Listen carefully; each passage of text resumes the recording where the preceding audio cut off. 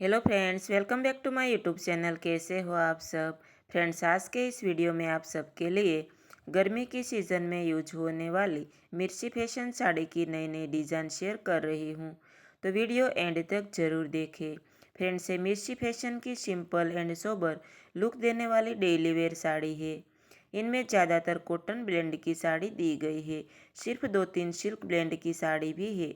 ऐसी साड़ी गर्मी की सीज़न में कंफर्टेबल रहेगी और चाहो तो छोटी मोटी पार्टी, पूजा या डेली वेयर या मार्केट में जाने के लिए भी यूज़ कर सकते हो।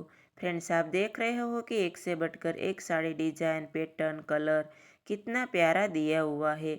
एक भी कलर ऐसा नहीं है कि आपको पसंद नहीं आएगा। ये कॉटन ब्लेंड की साड़ी वैसे ही आप हर सीज़न में भी पहन सकते हो, कंफर्टेबल रहेगी।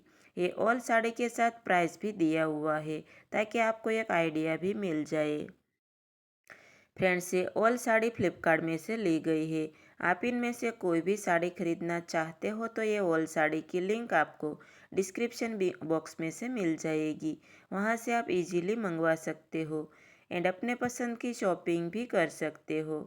आई होप कि ये वीडियो आपको ज़रूर पसंद आया होगा। अगर वीडियो थोड़ा भी अच्छा लगे तो प्लीज़ चैनल को लाइक करके अपने दोस्तों के साथ ज़रूर शेयर करें।